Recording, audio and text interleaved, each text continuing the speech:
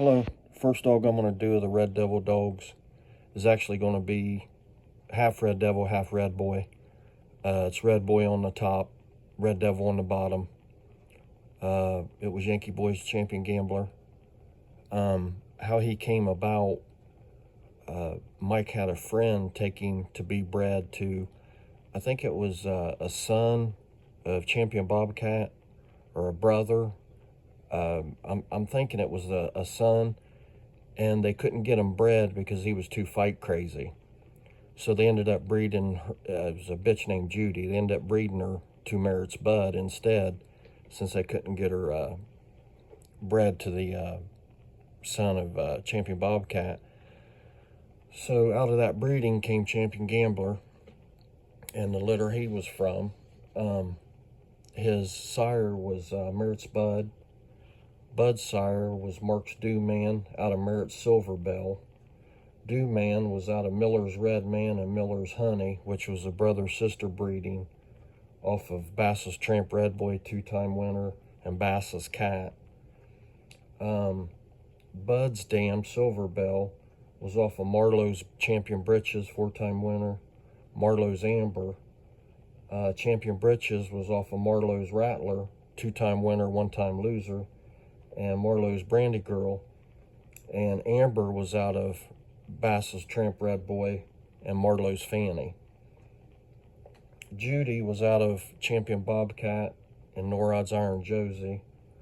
Bobcat was out of Champion Iron Spike ROM and Norod's Grand Champion Iron Taffy. Spike was out of Maximilian, four-time winner, and Wilder's Mitzi. Taffy was out of Maximilian and Bentley Suzy Q, a two-time winner. Judy's Dam was Iron Josie. Josie was by Champion Iron Bearer out of Norod's Hempful Babe, which was a one-time winner. Champion Bear was from Champion Iron Spike ROM, Grand Champion Iron Taffy.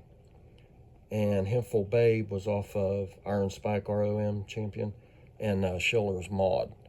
So that was his breeding. Right now, the purpose of these videos is if you have a dog from the Red Devil line, and possibly this one, you'll know the history of the dog. If you don't want to know the full history of the dog, now's a good time to click off the video. Champion Gambler's first contest was in the Conley and Boggs Boys Goose at 45. It went 25 minutes. His second contest was against Ray and Eanes Holmey at 47. That went 20 minutes. And his third and final was against East Coast Express Leroy, and that was at 47 minutes. That was at 47 pounds at 1 hour. Champion Gambler won all three of those, which made him champion, and all three dogs died after the contest. Matter of fact, Leroy was thrown off the Brooklyn Bridge. Leroy was a good one because he beat a dog named Killer, and Killer beat Radcliffe's Champion Bubcat. So he had 3 wins that made him champion.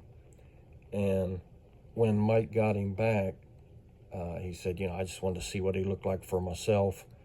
If he's a champion and he killed all 3, I ought to be able to tell in 10 minutes, if he quality champion. And so he took him to a neighboring state to a friend's. They had a box in the barn. And but when he took him that morning, the automatic feeder had broke, and Gambler ate 5 pounds of dog food, so he was fat. He said he was 54 pounds. He took him to the vet to be collected so he could have frozen semen from him. So when he gets to the neighboring state, they get I think it was 11 by 11 box in the barn. He's going to look at him with a dog named Brazier, which is the son of Champion Bramble, and he was 67 pounds. So he said at first, his friend was a little apprehensive. His dog was going into the real deal. And he said, you know, not many people get an opportunity to get, you know, to get a chance to roll their dog against a champion. So he said they did it, and within 3 minutes, he had broke that dog's front foot. And at the 10-minute mark, said he told his friend, he said, you know, maybe we should part him. I don't want to take advantage of you. We just agreed to go 10 minutes. And he said, no, let's go another 10 minutes. And he said, do you see all that blood? And the guy said, yeah, I see it. And he kind of laughed, and he said, that's not gambler's blood. You better look at your dog. So they parted him, and he had 2 streamers from both feet just shooting out.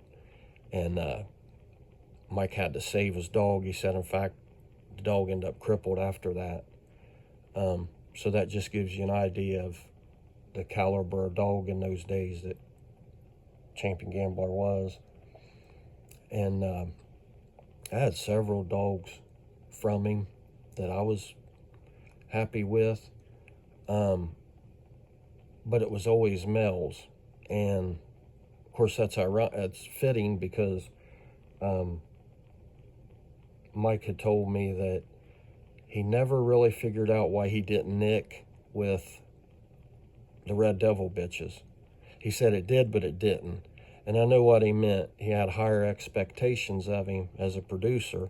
Obviously, he was half Red Devil, bred back into the Red Devil blood. You would think would work. You got family breeding, line breeding, but he said that he thought his males were strong that he produced, and his females were weak. And I could attest to that because the males I got were pretty good, and the bitches I got, you know, just wasn't the quality you want in a brood bitch. But regardless, he did produce some good dogs. His conformation was awesome, and that's just my opinion. Nobody's wrong in what kind of dog you want. Some people likes the long-legged, which I tend to like. Some people like the little short squatty ones. Some people like in between, like Champion Gambler. Just in my opinion, he is the best looking dog I ever seen. I'd seen him twice on Mike's yard. Just beautiful dog. Just walk with grace. Happy-go-lucky dog. Good looking dog. So if you have this dog in your pedigree, it's a little bit of history for you. Had good, you know, just a nice dog. Typical bulldogs, you know, they love people and all that. But I'll probably do a next video on a pure Red Devil. I'm not sure yet whether Champion Bobcat, Champion Bear, Taffy or Spike, Broderick or Little Red. But I definitely want to stick to more of the purer stuff. If you have that kind of dog, I probably will go with some more mixes because I know later in life he went with what he called the Champion blood. We had dogs off of Champion Duchess, Champion Haggler, Champion Red Dog. And plus I want to get into some of that, the Red Dog breeding where there's actually Red Devil blood in that. I know the story behind that. And so, yeah, actually, now that I think about it, I won't do all pure Red Devil dogs because there's probably not any of that blood around, because I actually got a dog off the last breeding he did for the public and not himself. I'd have to look back, but it was years ago.